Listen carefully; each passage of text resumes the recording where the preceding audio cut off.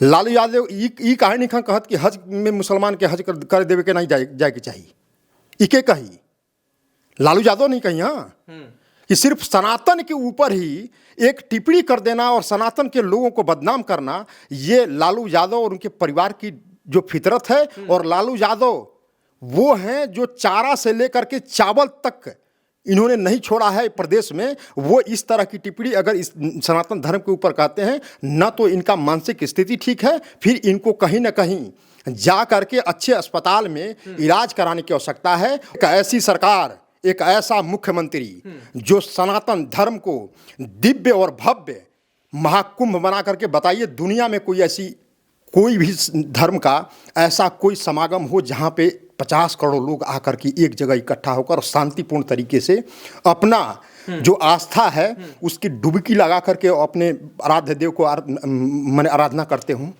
कानूनी कार्रवाई होनी चाहिए, लेकिन ऐसे कुकुर मुत्तों के ऊपर अगर हम कानूनी कार्रवाई करने लगे तो हमारा समय खराब होगा।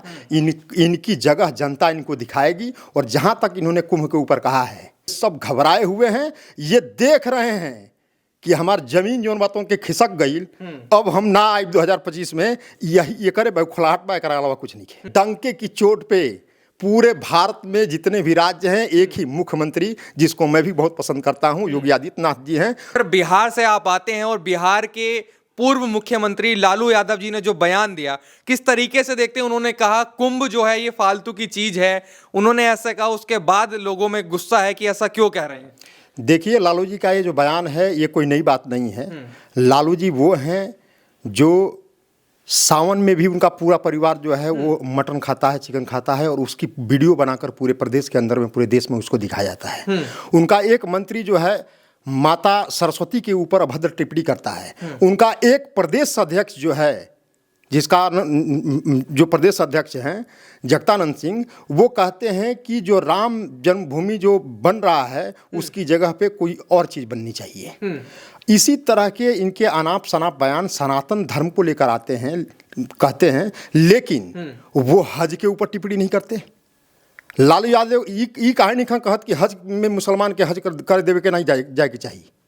इके कही लालू यादव नहीं कही। हाँ, कि सिर्फ सनातन के ऊपर ही एक टिप्पणी कर देना और सनातन के लोगों को बदनाम करना, ये लालू यादव और उनके परिवार की जो फितरत है। और लालू यादव वो हैं जो चारा से लेकर के चावल तक इन्होंने नहीं छोड़ा है प्रदेश में। वो इस तरह की टिप्पणी अगर इस सनातन धर्म के ऊपर कहते हैं, न तो इनका मानसिक स्थिति ठीक है, फिर इनको कहीं ना कहीं जा करके अच्छे अस्पताल में इलाज कराने की आवश्यकता है। और हर बिहारी इनके इलाज के लिए दान देने के लिए तैयार है। और उसके लिए मुझे अगर कटोरा लेके भी इनकी इलाज के लिए अगर पैसा इकट्ठा करना पड़े, मैं उसके लिए तैयार हूं, और ये प्रदेश की जनता चाहती है। अच्छा, बिहार में अब चुनाव भी है, चुनाव से पहले ऐसे बयान, तो क्या जनता इस बात का जवाब देगी कि सनातन पर टिप्पणी, कुंभ पर टिप्पणी, फालतू की चीज उसको बता दिया? इधर उत्तर प्रदेश में अखिलेश यादव भी ऐसे बयान दे रहे हैं। नहीं, देखिए है क्या कि इन सभी जो इंडिया ब्लॉक के जितने भी नेता हैं वो बयान तो दे रहे हैं, लेकिन अपने नेताओं को नहीं समझा रहे हैं कि तुमको मत जाओ। उदाहरण स्वरूप अगर देखिए, DK शिव कुमार जा करके डुबकी लगाए, वहाँ मल्लिकार्जुन खड़गे जी को मना करना चाहिए। इसका मतलब ये पहले अपने पार्टी के अंदर में ही सनातन के ऊपर अपनी मनोस्थिति ठीक कर लें, इसके बाद मीडिया में बयान दे तो ज़्यादा अच्छा है। अखिलेश जी की भी वही है कि अखिलेश जी ये चाहते हैं कि कुंभ से बड़ा आयोजन जो हम सफाई में हजारों करोड़ रुपए खर्च करके, और वो भी सरकारी पैसे से खर्च करके, और हिंदुस्तान के बड़े सितारों को ले जा करके मंच पर नचवाते थे, वो तो काम कम से कम योगी आदित्यनाथ जी नहीं कर रहे हैं। एक ऐसी सरकार, एक ऐसा मुख्यमंत्री जो सनातन धर्म को दिव्य और भव्य महाकुंभ बना करके, बताइए दुनिया में कोई भी धर्म का ऐसा कोई समागम हो जहाँ पे 50 करोड़ लोग आकर के एक जगह इकट्ठा होकर शांतिपूर्ण तरीके से अपना जो आस्था है उसकी डुबकी लगा करके अपने आराध्य देव को मैंने आराधना करते हूँ। आपको एक आंकड़ा देता हूँ, हज में जितने लोग इकट्ठा होते हैं उसके 40 गुना अधिक लोग महाकुंभ में डुबकी लगा चुके हैं। आप इसको साधारण मानते हैं? 40 से 50 करोड़ लोग जिस इस पूरे विश्व के अंदर में ऐसे 100 से ज़्यादा देश हैं जिसकी 40 करोड़ आबादी नहीं होगी, उससे ज़्यादा हमारा एक प्रयागराज में लोग डुबकी लगा चुके हैं। तो ये जो भव्य आयोजन जो हुआ है और सनातन धर्म की जो महिमा मंडन हो रही है, उसका प्रचार प्रसार हो रहा है, और हमारे भारतीय संस्कृति, सनातन संस्कृति और सनातन मूल्यों की जो प्रचार प्रसार हो रही है, विदेश से लोग आ रहे हैं, जो क्रिश्चियन धर्म को मानने वाले लोग भी उसमें डुबकी लगा रहे हैं। इसको देख करके इन लोगों को हजम नहीं हो रहा है, और इस तरह के अनाप शनाप जो बयान दे रहे हैं आगे आने वाले, और ख़ास करके मैं बिहार के संदर्भ में, बिहार से आता हूँ, वहाँ संदर्भ में कहूँगा कि लालू प्रसाद यादव जी को जो दिल्ली की प्रचंड जीत पूर्वांचलियों ने दिया है, उस प्रचंड जीत से लालू प्रसाद यादव की पार्टी, उनका परिवार, ये सब घबराए हुए हैं।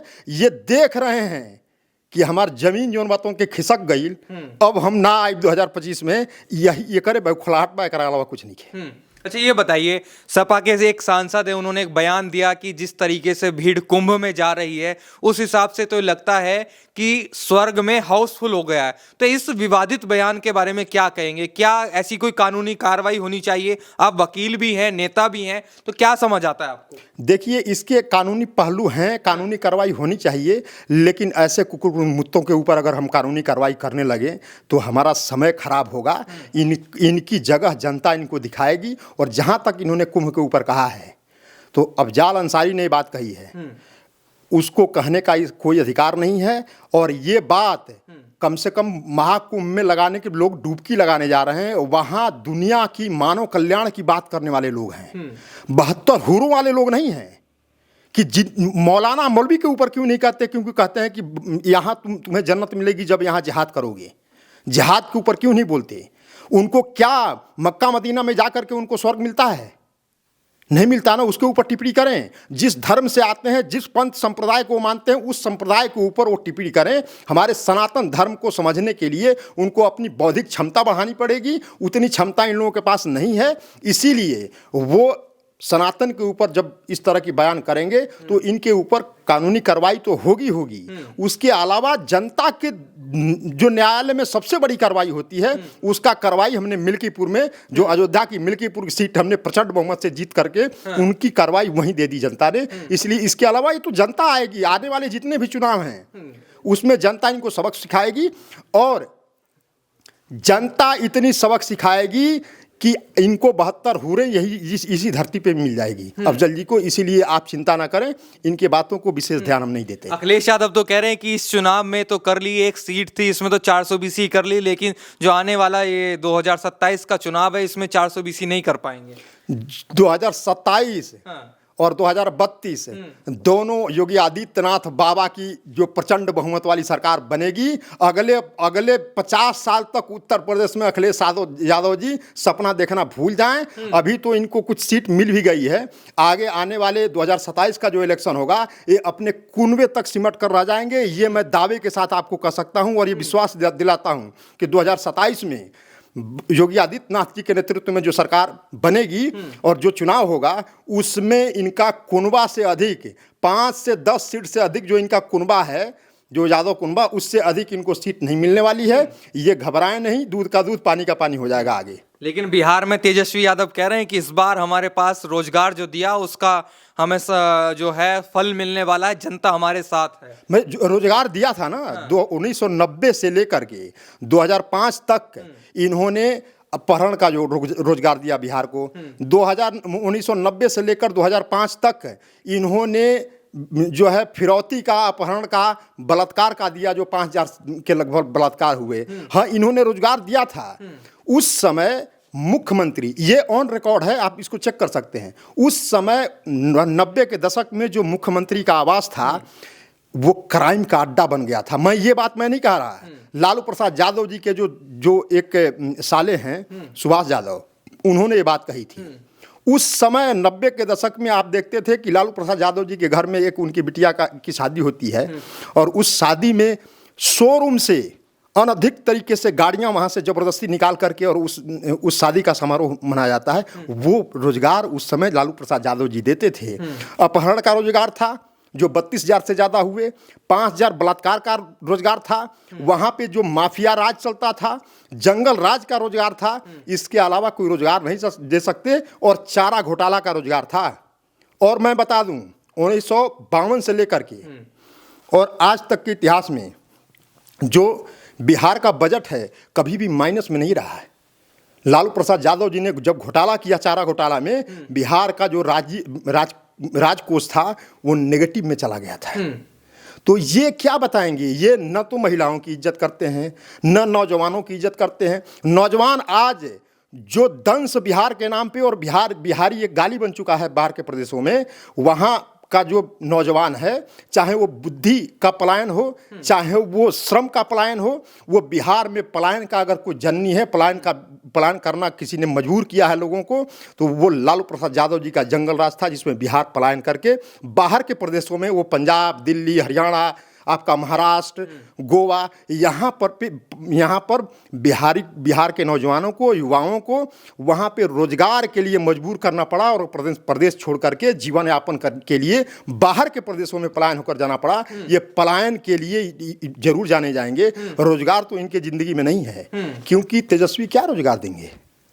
उनकी जितनी क्षमता है वो जहाँ उनको होना चाहिए वहाँ है नहीं। बाप की विरासत मिल गई, वहाँ अपना राज कर रहे हैं। वहाँ एक परिवार और एक वंशवाद का ही जो एक खेती है उसको उपजाने के लिए ये तरह तरह के हथकंडे खेल रहे हैं, कभी सनातन के ऊपर तो कभी मतारी बहन योजना के ऊपर। जिसका घर में ही महिलाओं का सम्मान नहीं है, वो बाहर मतारी बहन योजना चलाकर क्या सम्मान देंगे? ये बिहार में एनडीए की सरकार है और केंद्र में मोदी जी की सरकार है।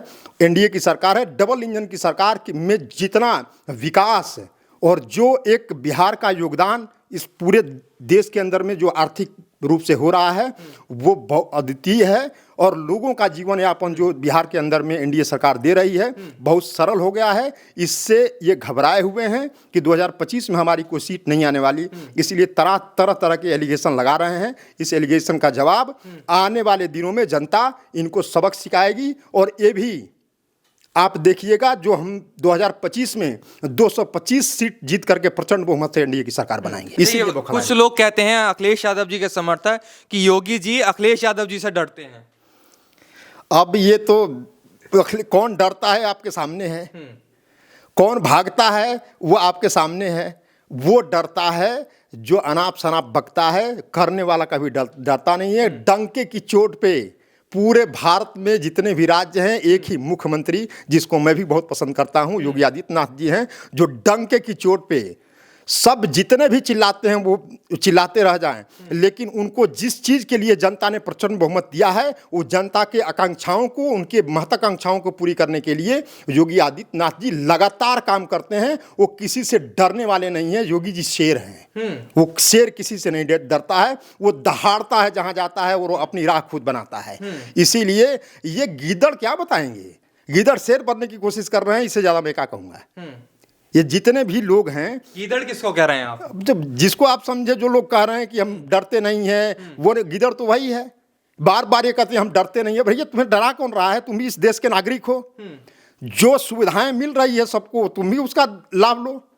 अब सुविधाएं लोगों को मिल रही है, तकलीफ इनको हो रही है। क्यों हो रही है भाई?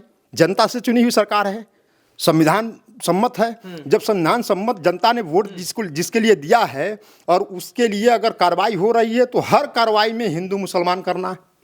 आप देखिए इनका पूरा ट्रैक रिकॉर्ड पीछे से देखिए कि जितने भी गवर्नमेंट के जो डिसीजंस हैं उसको भी हिंदू मुसलमान में तौलते हैं कि ये हिंदुओं के लिए है, ये मुसलमान के लिए है। ये कहाँ से आ गया भाई?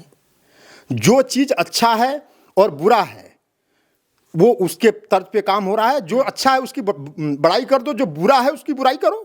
आप विपक्ष में बैठे हो, आपका काम ही है बुराई करना। आप बुराई उसका करो जो बुरा है, जो अच्छा है उसकी बुराई कैसे करोगे? और जहाँ तक योगी आदित्यनाथ जी हैं वो काम करते रहते हैं। देखो हाथी चल दिए, भौंकने वाले भौंकते रहेंगे, उससे कोई प्रभाव नहीं पड़ने वाला है।